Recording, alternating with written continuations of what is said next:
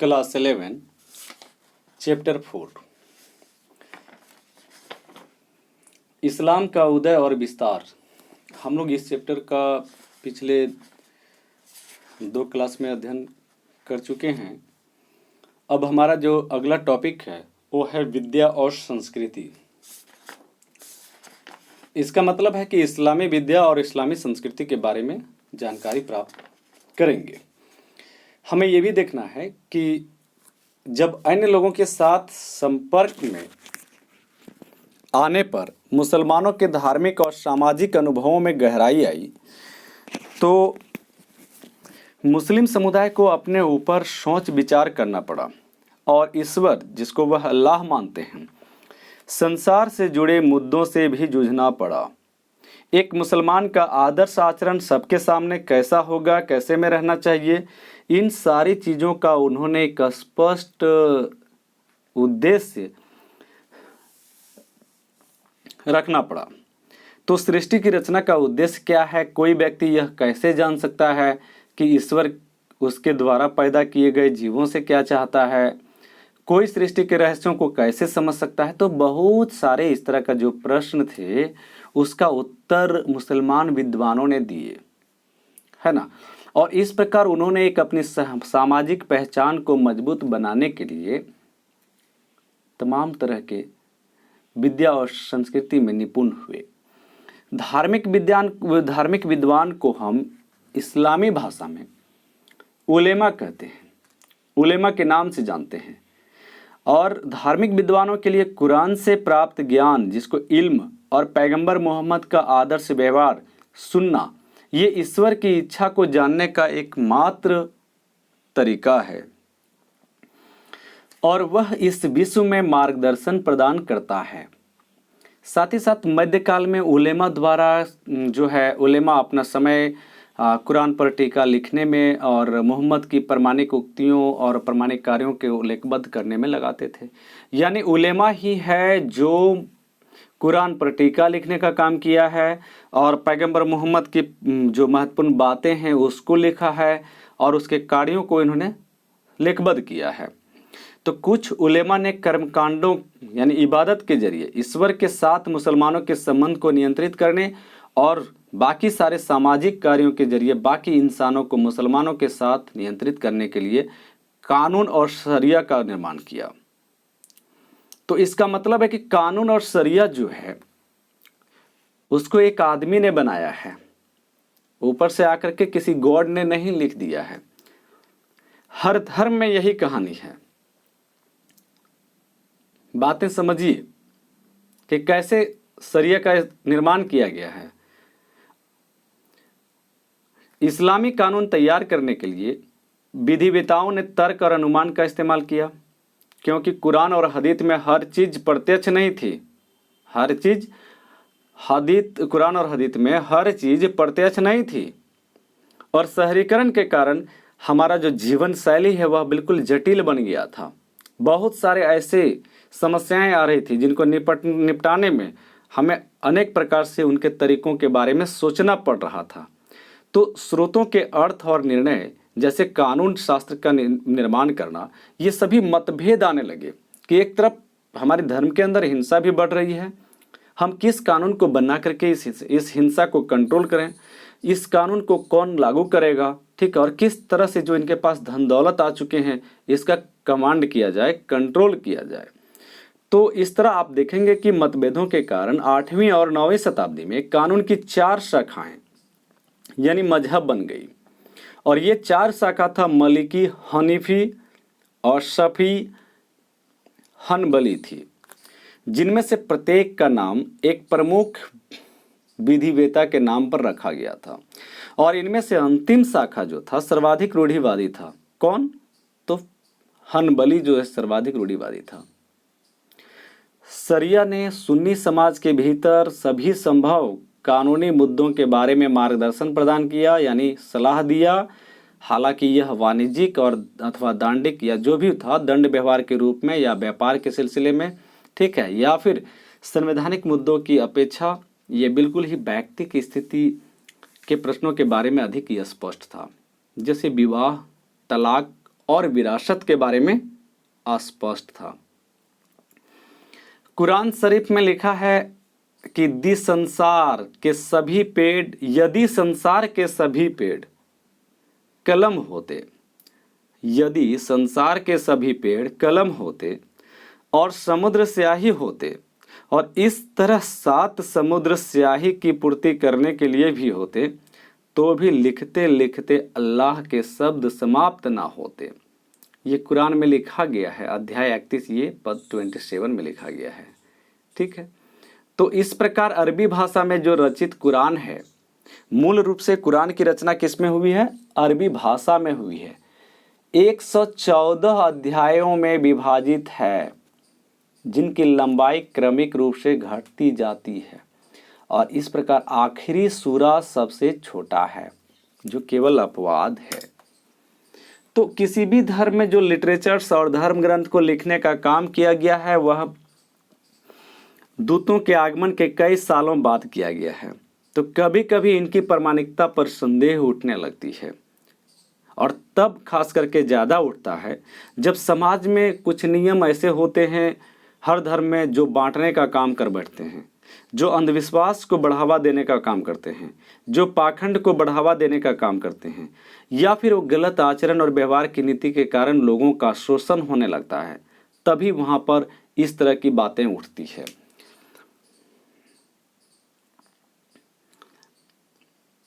शरिया को विभिन्न क्षेत्रों के रीति रिवाजों पर और आधारित कानून के आधार पर संकलित किया गया। इसका मतलब है कि इस्लाम में कानून जो लागू किया जाता है वह शरिया के अनुसार किया जाता है। ठीक है, और एक चीज़ और है कि ज़मीन में बेटियों के उत्तराधिकार जैसे मामलों में शरिया का पालन से बचते रहे।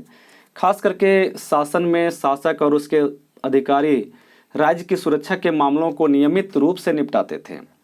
केवल कुछ ही चुने हुए मामलों में काजी के पास भेजते थे, और राज्य द्वारा प्रत्येक शहर अथवा बस्ती में नियुक्त किया गया काजी अक्सर शरिया का कड़ाई से पालन करने की बजाय वो चाहता था कि विवाद आपसी हमारी मध्यस्थता के साथ ही आपसी समन्वय के साथ खत्म हो जाए। और यही जो आपसी समन्वय के साथ जो विवाद खत्म करते हैं, आज भी अपने परिवार में, अपने समाज में, ठीक है, या अपने लोगों के बीच में, ये सबसे बड़ी न्यायालय है, ये सबसे बड़ी न्याय है, और यही इंसानियत है, यही मानवता है।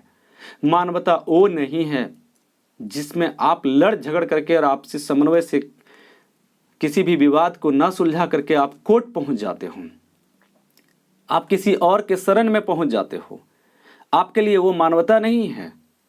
मानवता तो उससे भी बढ़ करके है कि किसी गलतीवश या किसी कारणवश अगर आपसी भाईचारा में मतभेद पैदा हो गया, वह चाहे एक कौम के अंदर हो, चाहे एक जाति के अंदर हो, चाहे वह एक वर्ण के अंदर हो, और अगर आपने इस चीज़ को सर्वमान्य तरीके से सुलझा लिया, तो वाकई में आप एक महान मनुष्य हुए। तो यहां भी यही काम करने का प्रयास किया गया। मध्यकालीन इस्लाम के धार्मिक विचारों वाले लोगों का एक समूह बन गया। इसका मतलब है धार्मिक वर्ग में भी एक समूह बन गया, जिसे हम लोग सूफी कहते हैं। और सूफी दरअसल सफा शब्द से बना है, जिसका अर्थ होता है पवित्र। ये लोग अपनी तपस्या करते थे, जिन्हें हम रहबानियाँ कहते हैं, यानी तपस्या करते थे, और तपस्या करने के मार्फत ये रहस्यवाद पर विचार करते थे। यानी रहस्यवाद दरअसल है एक ऐसा चीज है कि वह खुदा का अधिक और गहरा, बहुत अधिक ज्ञान प्राप्त करना चाहता है। समाज जितना भौतिक पदार्थ और सुखों की ओर बढ़ रहा था, सूफी लोग संसार का त्याग करने और उतना ही अधिक ज्ञान प्राप्त करने के लिए वे रहस्यवाद पर बढ़ रहे थे, केवल खुदा पर भरोसा करना चाहते थे। 8वीं और 9वीं शताब्दी में तपस्या, वैराग्य की प्रवृत्तियां ये बिल्कुल सर्वेश्वरवाद और प्यार के विचारों द्वारा ऊंचा उठाकर तसव्वुफ की ऊंची आस्था पर पहुंच गए थे, यानी रहस्यवाद की ऊंची आस्था पर पहुंच गए थे। अब इनकी जो धार्मिकता वाली सोच है वह अंधविश्वास और कर्मकांड पर आधारित न रहकर एक अलग धारा में बंट गया। जिससे इसका मतलब यह होता है कि मनुष्य की आत्मा को उसके निर्माता यानी परमात्मा के साथ मिलाना चाहिए। ईश्वर से मिलन ईश्वर के साथ प्रेम के जरिए ही प्राप्त किया जा सकता है। और इस इश्क का उपदेश एक महिला संत बसरा की राबिया द्वारा अपनी शायरी में दिया गया था। बेयाजीद बिस्तामी जो एक ईरानी सूफी था, वह पहला व्यक्ति था जिसने अपने आप को खुदा में लीन करने का उपदेश दिया था। जो फना है, फना का अर्थ होता है लीन होना। किसमें? तो खुदा में लीन होना। सूफी आनंद उत्पन्न करने और प्रेम और उसमें भाव आवेश जैसे चीज़ों को भरने के लिए, चूँकि सूफी में आप ऐसे आनंद नहीं लेंगे, तो उसमें संगीत समारोह का प्रयोग किया जाने लगा, जिसका अर्थ है समा। और ये कव्वाली इसी समा से ही निकला है। कव्वाली कोई अलग चीज़ से नहीं पैदा हुआ है। सूफीवाद का द्वार सबके लिए खुला है, चाहे वह किसी भी धर्म के लोग हों, चाहे उनकी हैसियत कुछ भी हो, अमीर हो, गरीब हो, मध्यम वर्ग हो, किसान हो, मजदूर हो, सब के लिए खुला है। चाहे वह स्त्री हो, चाहे वह पुरुष हो। ठीक है। आज भी आप धुलनून मिस्त्री, जिसकी कब्र आज भी मिस्र में पिरामिडों में के निकट है, वहां देख सकते हैं। कहता अब्बासी खलीफा अल मुतवक्किल के सामने यह घोषणा की थी कि उसने सच्चा इस्लाम एक बूढ़ी महिला से और सच्ची वीरता एक जलवाहक से सीखी है। सूफीवाद ने इस्लाम को निजी अधिक और संस्थात्मक कम बना दिया। तो इस प्रकार उसने लोकप्रियता प्राप्त की और रूढ़िवादी इस्लाम के समक्ष चुनौती पेश किया। इसने ये सोचने वाली बात है कि इस्लामी दार्शनिकों और वैज्ञानिकों ने जब यूनानी दर्शन और विज्ञान के प्रभाव में ईश्वर और विश्व की एक वैकल्पिक कल्पना का विकास किया और ये बिल्कुल ही अलग अलग क्षेत्रों के साहित्य के संपर्क में आए, विद्वानों के संपर्क में आए, तो इनकी विचारधारा में बदलाव आने लगा। अब इनकी सोच संकीर्ण न रह करके इनकी सोच बिल्कुल ही सर्वांगीण रूप से फैल गया। ठीक है। और यही कारण है कि 7वीं शताब्दी के दौरान बाइजेंटाइन और ससानी साम्राज्य में, जहाँ पर विद्वानों को प्रश्रय दिया गया था, ठीक है, वहाँ पे, ठीक है, पिछली यूनानी संस्कृति के अवशेष पाए गए। हालांकि अब वे धीरे धीरे समाप्त हो रहे थे और इसका जगह सिकंदरिया, सीरिया, मेसोपोटामिया के स्कूल में अब जो चल रहा था, जो कभी सिकंदर के साम्राज्य का भाग था। ठीक है, यहाँ पर ये ले रहे थे,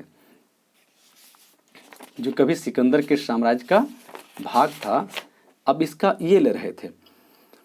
तो अन्य विषयों के साथ साथ आप देखेंगे कि यहाँ पर यूनानी दर्शन, गणित, चिकित्सा इत्यादि शिक्षा दी जाती थी। और ये भी आपने देखा कि उमैयद और अब्बासी खलीफाओं ने ईसाई विद्वानों से यूनानी और सिरियाक भाषा के किताबों का अनुवाद करवाया।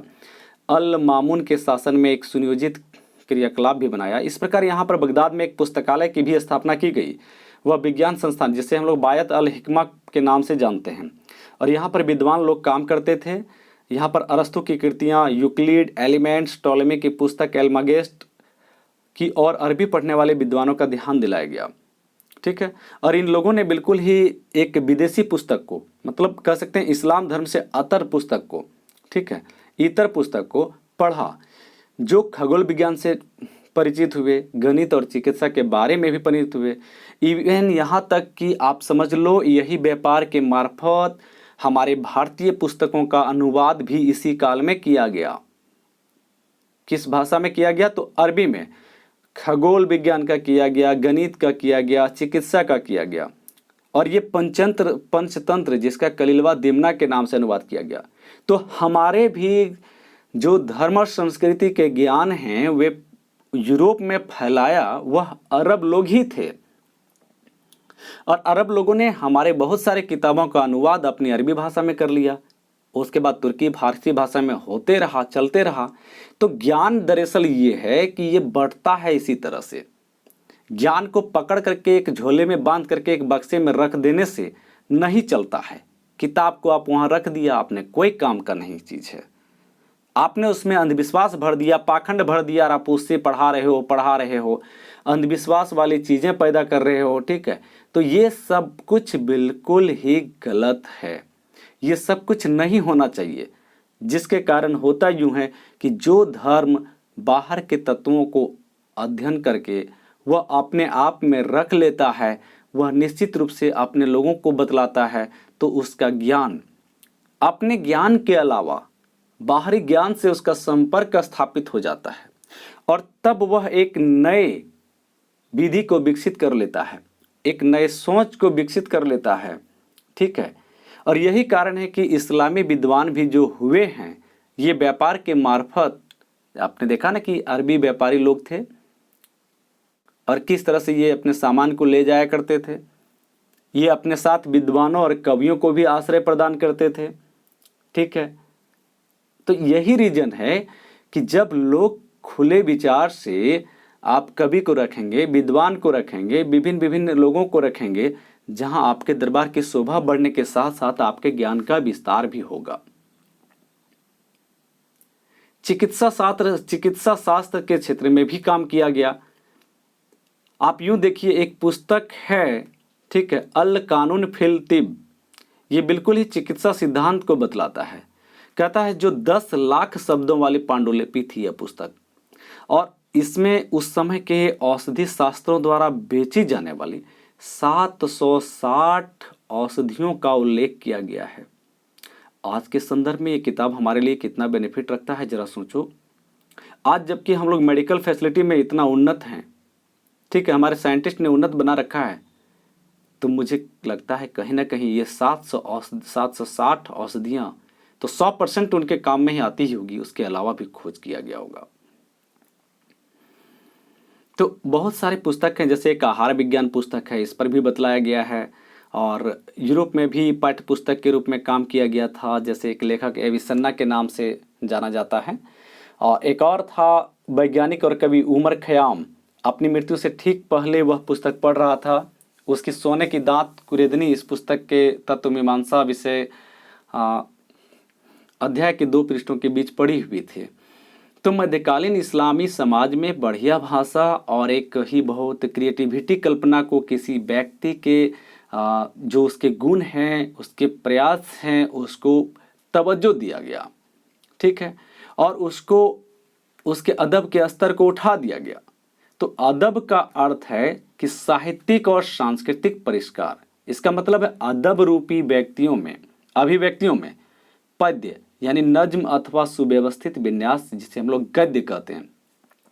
तो पद्य और गद्य शामिल थे। गद्य हो गया कहानी किस्से, और पद्य हो गया कविता, ठीक है। और प्रायः ये अपेक्षा की जाती थी कि उन्हें कंठस्थ कर लिया जाएगा और अवसर आने पर उसका प्रयोग किया जाएगा। तो इस्लाम के एक पूर्व काल में यह लोकप्रिय रचना संबोधन गीत, जिसको हम लोग कसीदा कहते हैं, ये पहले चलन में था, ठीक है। लेकिन चूंकि बाद में लेखन कला का आगमन, बाद में चूंकि गुणगान करने के बजाय अब ये लोग क्या करने लगे, गीत कहानी किस्से के रूप में भी बतलाने लगे। ये भी देखा आपने। और फारस मुल्क के कवियों ने अरबी कविता का पुनः फिर से आविष्कार किया, उसमें नई जान फूंकी और अरबों के जो सांस्कृतिक आधिपत्य है उसको चुनौती दे डाला।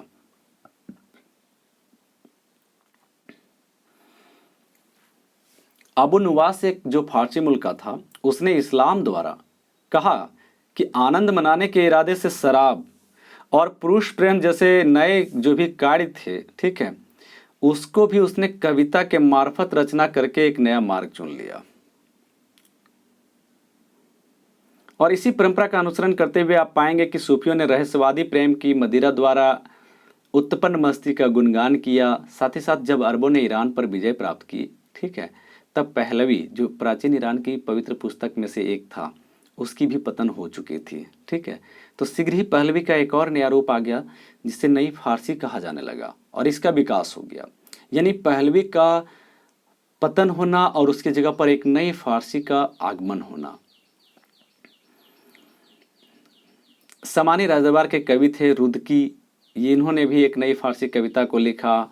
ठीक उसी प्रकार आप देखेंगे कि रुबाई दरअसल दार्शनिक विचारों को अभिव्यक्त करने के लिए एक प्रयोग किया गया है और उमर ख़याम के हाथों अपनी पराकाष्ठा पर पहुंच गई है। उमर ख़याम कौन था? एक खगोल और वैज्ञानिक, साथ साथ गणितज्ञ था।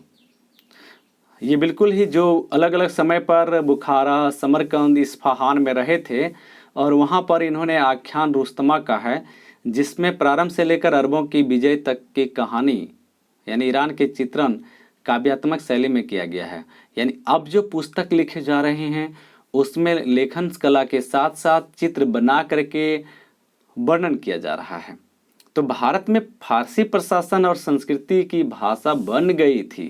ठीक है, ये गजनवी के आने के बाद ही हुआ था। बगदाद के एक पुस्तक विक्रेता है इब्न नदीम, उसकी सूची जो है हमें एक ऐसी बहुत सी पुस्तकों का उल्लेख मिलता है जो पाठकों के नैतिक शिक्षा और उनके एंटरटेनमेंट के लिए काम आ रहा है। ठीक है, इसी तरह से आप पाएंगे पंचतंत्र, जिसका अनुवाद हुआ मैंने पहले ही कहा। फिर अल सिकंदर और सिंदाबाद, जिसमें दुखी प्रेमियों और कायस जिसे मजनू यानी कि पागल व्यक्ति कहा जाता था, ये सारी कहानियां लिखित थी। इसके अलावा 1001 रातें, ये कहानी का संग्रह इस काल में किया गया। और एक कहानियां है वाचिका, शहरजाद द्वारा अपने पति को एक के बाद एक दूसरी रात को सुनाया था उन्होंने, ये संग्रह करके रखा सारी कहानी। तो बगदाद में इसका अनुवाद अरबी भाषा में किया गया था।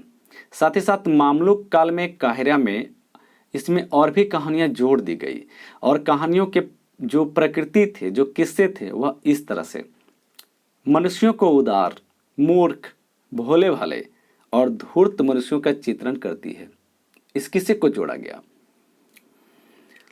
और शिक्षा देने और मनोरंजन के साधन के लिए सुनाया जाने लगा। आगे पाएंगे कि बसरा के जहीज ने अपनी पुस्तक किताब अल बुखाला में कंजूसों के बारे में मन बहलाने के लिए किस्से इकट्ठे किए गए। तो लोग खाली टाइम में थे, पढ़ रहे थे, ठीक है, तरह तरह के किस्से बना रहे थे और इस किस्से में कहानी का पात्र मनुष्य स्वयं था। कौन कौन से थे? तो कंजूस मनुष्य था, भोले भाले लोग भी थे, मूर्ख भी थे, सारे लोग थे। तो राजसत्ता से संबंधित भी बनाया जाने लगा। ठीक है, आप इसी तरह से देखिए पाएंगे लास्ट में कि मानव, इसी तरह से समूचे मानव के इतिहास का वर्णन किया गया है। लेकिन इतिहास लेखन के परंपरा का विकास खिलाफत के विघटन के बाद हुआ। इस्लामी जगत की एकता और इनकी विविधता, जो कि खोज के लिए फारसी में वंशों और नगरों प्रदेशों के बारे में पुस्तक लिखा गया है। भूगोल है, यात्रा वृत्तांत जिसको हम लोग रेहला कहते हैं, इसकी एक अदब की एक विशेष विद्या बन गई और इसमें से यूनानी, ईरानी, भारतीय पुस्तकों के ज्ञान और व्यापारियों तथा यात्रियों के विचारों और कथनों को शामिल किया गया। ये हमने पढ़ा।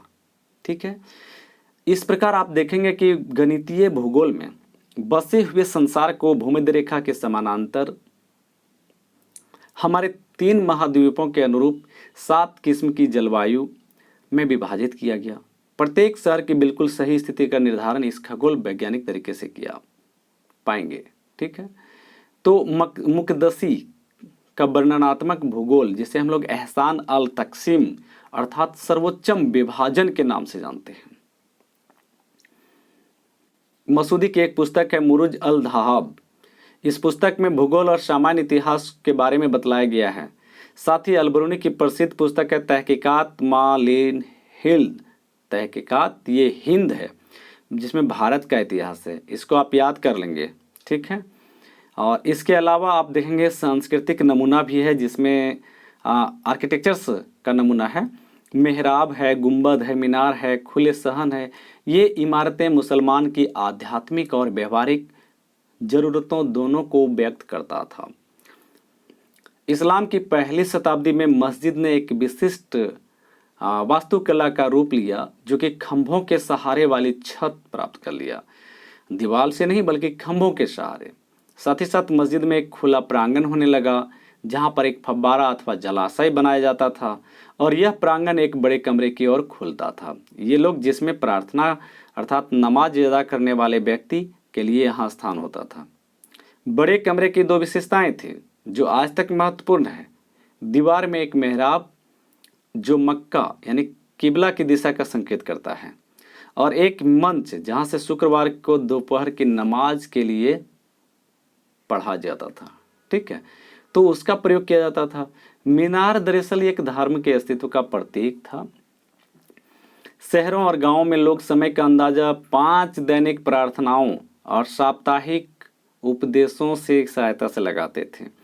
केंद्रीय प्रांगण, जिसे हम ईवान के कहते हैं, इसके चारों ओर निर्मित इमारतों का निर्माण वही स्वरूप न केवल मस्जिदों और मकबरों में बल्कि काफिलों के सराय, अस्पताल और महलों में भी किया गया।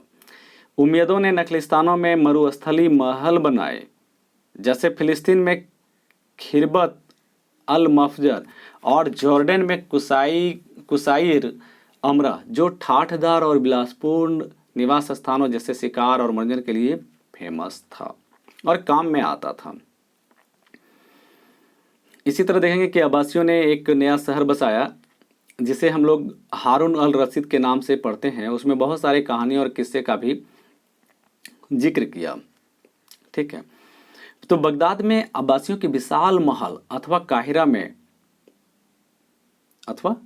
में फातिमियों के महल लुप्त हो गए हैं और अब केवल साहित्यिक पुस्तकों में उनका केवल संकेत मिलता है। साथ ही साथ आप पाएंगे कि धार्मिक इस्लामिक कला में प्राणियों के चित्रण की मनाही से, ठीक है, प्राणियों के चित्रण की मनाही से कला के 2 रूप को बढ़ावा मिला। एक था खुशनवीसी यानी खताती अथवा सुंदर लिखने की कला, और एक है अरबेस्क, ज्यामितीय और वनस्पतीय डिजाइन। तो इमारतों यानी वास्तुशिल्प को सजाने के लिए आमतौर पर धार्मिक उदाहरणों का एक बहुत बड़ा और शिलालेख का उपयोग किया जाता था। कुरान की 8वीं और 9वीं शताब्दियों की पांडुलिपियों में खुशनवीसी की कला का सर्वोत्तम रूप सुरक्षित रखा गया है। साथ ही साथ आप यह भी देखेंगे कि किताब अल अगहानी, जिसे हम लोग गीत पुस्तक कहते हैं, कलीलवाह दिमना और हरीरी की मकामात जैसे साहित्यिक कृतियों को एक लघु चित्र के माध्यम से, एक छोटे छोटे चित्रों के माध्यम से सजाया गया था। और इसके अलावा पुस्तक के सौंदर्य को बढ़ाने के लिए, पुस्तक की सुंदरता को बढ़ाने के लिए उसमें चित्र अंकित किए गए, यानी चित्र अंकित करने की तकनीक का इस्तेमाल भी किया गया। इस तरह से इन्होंने इमारतों और पुस्तकों को चित्रण का स्थान दे करके उसकी सुंदरता को बढ़ाया और उद्यान की कल्पना पर आधारित पौधों और फूलों के नमूनों का उपयोग किया जाता था। जिन इस्लामी क्षेत्रों का हमने अध्ययन किया है उनके इतिहास में मानव सभ्यता के 3 पहलू महत्वपूर्ण रहे। नंबर 1 धर्म महत्वपूर्ण रहा, नंबर 2 समुदाय रहा और नंबर 3 राजनीति रहा। ये 3 पहलू मनुष्य की जिंदगी में, मनुष्य के जीवन में न कभी मिटने वाला पहलू रहेगा। ठीक है, और इन्हें हम 3 गोले मान सकते हैं। 7वीं शताब्दी में ये तीनों गोले एक दूसरे पर इस तरह बैठे हुए थे कि वह सब गोला ही लगते थे, वह सब एक ही गोला लगते थे। दरअसल अगली 5 शताब्दियों में ये गोले अलग अलग हो गए और 1200 तक आते आते इस्लाम का प्रभाव राज्य व सरकार पर कम हो गया। तो इस काल में राजनीति में ऐसी कई सारी चीज़ें जुड़ गई जिनकी कोई धार्मिक वैधता नहीं रह गया, मसलन राजतंत्र की संस्था और गृह युद्ध। लेकिन अभी भी धर्म और समुदाय दोनों एक ही गोले हैं। तो निजी मामलों और रीतियों में शरियत से मुस्लिम समुदाय प्रभावित था और यह बात उसकी एकता का एक महत्वपूर्ण कारण भी बना रहा। इस्लाम के धार्मिक कुलीन शासन नहीं चला पा रहे थे तो राजनीतिक गोला का भिन्न था, लेकिन वे धार्मिक अस्मिता को परिभाषित कर रहे थे। ठीक है, इस तरह से धर्म व समुदाय के गोलों का अलग होना मुस्लिम समाज के एक क्रमिक सांसारीकरण के जरिए ही संभव था। कुछ दार्शनिक व सूफी ऐसे सांसारीकरण की सलाह देते थे। उनका सुझाव था कि नागरिक समाज को धर्म से स्वतंत्र हो जाना चाहिए और रीतियों व कर्मकांडों की जगह निजी आध्यात्मिकता को ले लेनी चाहिए। आप देखिए, इसको रटना है आपको। 595 ईस्वी में पैगंबर मोहम्मद की खदीजा से शादी होती है। ठीक है, एक पत्नी का नाम तो आयशा था और एक पत्नी खदीजा भी है। खदीजा मक्का में व्यापार करती थी और धनी थी और आगे चल करके उन्होंने इस्लाम का समर्थन किया। इसका मतलब है कि इस्लाम का समर्थन करने से पहले वह मूर्ति पूजक रही होगी। ठीक है। पैगंबर मोहम्मद का प्रथम रहस्य उद्घाटन 610 से 612 ईस्वी में हुआ। यानी पैगंबर मोहम्मद ने 612 ईस्वी में पहला सार्वजनिक उपदेश दिया। ठीक है। और इतना ही नहीं, 621 ईस्वी में मदीना के धर्मांतरित मुसलमानों के साथ अकाबा में पहला समझौता होता है और 622 ईस्वी में हिजरी सन की शुरुआत होती है, यानी पैगंबर मोहम्मद का मक्का से मदीना जाना। तो खिलाफत के प्रारंभिक वर्ष 632 से 661 ईस्वी होता है। ये आप याद रख लेंगे। ठीक है। उमैयद शासन वर्ष याद रख लेंगे, अब्बासी रख लेंगे, क्रम में याद रख लेंगे कि कौन सा शासन किसके बाद आया।